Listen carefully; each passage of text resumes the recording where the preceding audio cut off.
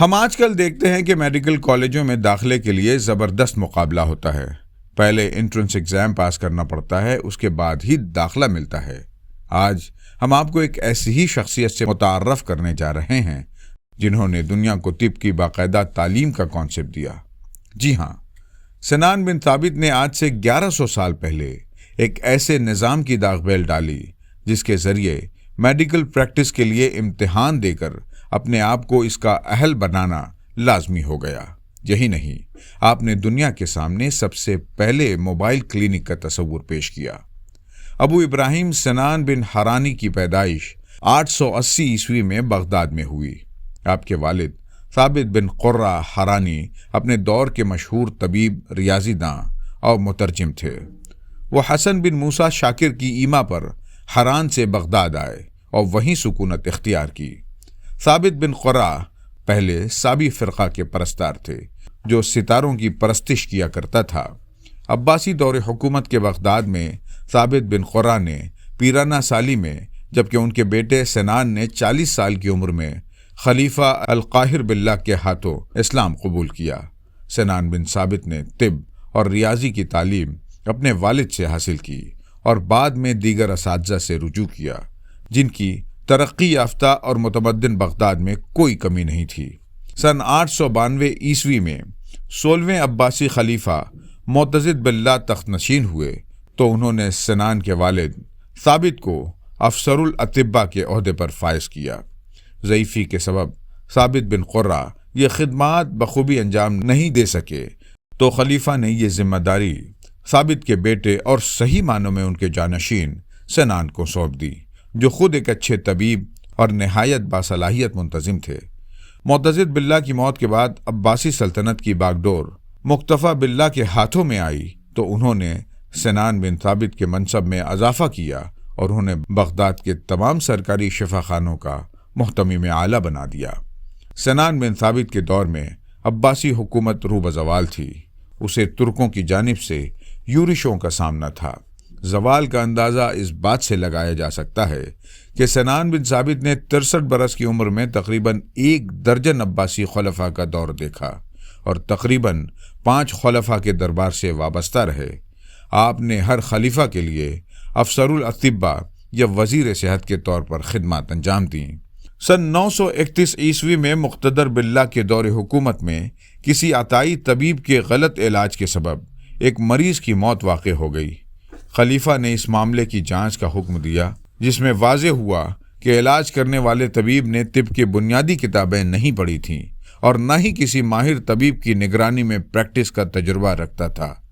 اس واقعے کے بعد سنان بن ثابت نے مقتدر باللہ کے سامنے بغداد کے سارے اطباء کا امتحان لینے اور انہیں سند جاری کرنے کی تجویز پیش کی۔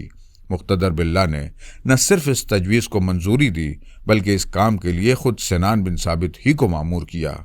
بعض حوالوں کے مطابق اس وقت سنان بن ثابت نے بغداد میں مطب چلانے والے تقریباً 1000 طبیبوں کا تحریری و تقریری امتحان لیا، جس میں محض 700 طبیب ہی کامیابی حاصل کر سکے اور انہیں مطب جاری رکھنے کی اجازت دی گئی، جبکہ امتحان میں ناکام رہنے والے طبیبوں کو مطب چلانے سے روک دیا گیا۔ سنان بن ثابت کے اس کام کو فن طب پر ایک اہم احسان مانا جاتا ہے۔ سنان بن ثابت نے اطباء کے لیے اصول و قواعد مرتب کرنے اور انہیں اسناد جاری کرنے کے ساتھ شفا خانوں میں اصلاحات اور نئے شفا خانے کھولنے کا کام بھی کیا۔ سنان بن ثابت نے المقتدر باللہ کے حکم پر بغداد کے بازار سوق یحییٰ میں بیمارستان سیدہ نامی شفا خانہ کھولا، جس پر ماہانہ 600 دینار کی رقم خرچ ہوتی۔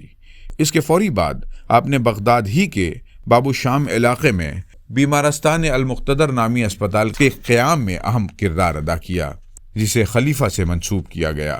اس شفا خانے پر بھی ماہانہ 200 دینار کی رقم خرچ ہوتی تھی، جسے خلیفہ اپنی جیب خاص سے ادا کرتے۔ المقتدر باللہ کے زمانے میں سنان بن ثابت کا مقام وزیر صحت کا سا ہو گیا تھا، چنانچہ یہ یورشوں کا زمانہ تھا اور یورشوں کی وجہ سے بغداد کے جیل خانوں میں قیدیوں کی ایک بڑی تعداد موجود تھی۔ وزیر صحت کی حیثیت سے سنان بن ثابت نے قیدیوں کی صحت پر خصوصی توجہ مرکوز کی۔ اس سلسلے میں جیلوں میں قیدیوں کے معائنے اور علاج کی سہولتیں فراہم کیں اور انہیں سردی سے تحفظ کے لیے گرم پوشاکیں اور کمبل فراہم کیے۔ اس کے علاوہ سنان بن ثابت نے بغداد کے اولین گشتی شفا خانے کا تصور بھی پیش کیا، جس میں اطباء کی ایک جماعت دواؤں اور دیگر ضروری ساز و سامان کے ساتھ بغداد کے گلی محلوں میں گشت کرتی اور بیماروں کو علاج کی سہولت فراہم کرتی تھی۔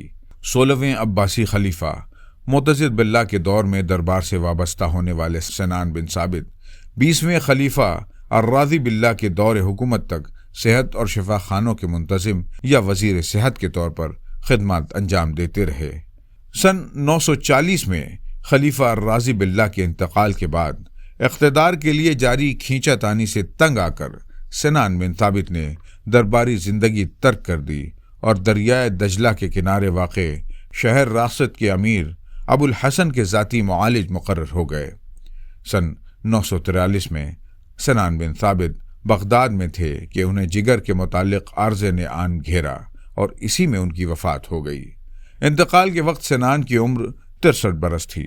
سنان بن ثابت حرانی نے فن طب پر گرچہ کوئی کتاب نہیں لکھی، لیکن اس شعبے میں اپنی انتظامی صلاحیتوں سے غیر معمولی شہرت حاصل کی۔ آپ نے علاج و معالجے کے مقام کو کافی بلند کر دیا اور بغداد کے شفا خانوں کو مزید وسعت دی۔ بعض حوالوں کے مطابق سنان بن ثابت کی تصانیف کو سیاسی تاریخ، ریاضیات اور فلکیات کے حصوں میں تقسیم کیا جا سکتا ہے، تاہم قفطی نے ان تصانیف کے نام نہیں بیان کیے۔ قفطی کے مطابق سیاسی تاریخ پر مبنی رسالے میں سنان بن ثابت نے خلیفہ معتضد باللہ کے دربار کے بارے میں تفصیلات پیش کی ہیں۔ اسی تصنیف میں سنان نے افلاطون کی کتاب ریپبلک کے طرز پر ایک فلاحی مملکت کا تصور پیش کیا تھا۔ قفطی نے سنان بن ثابت کے 4 ریاضیاتی رسالوں کا بھی ذکر کیا ہے، جن میں ارشمیدس اور افلاطون کے ریاضیاتی افکار و نظریات پر گفتگو کی گئی ہے۔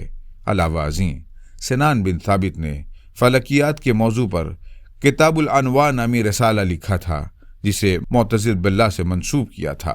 اس کے مندرجات کے بارے میں البیرونی کے اقتباسات کے ذریعے کچھ معلوم ہوتا ہے۔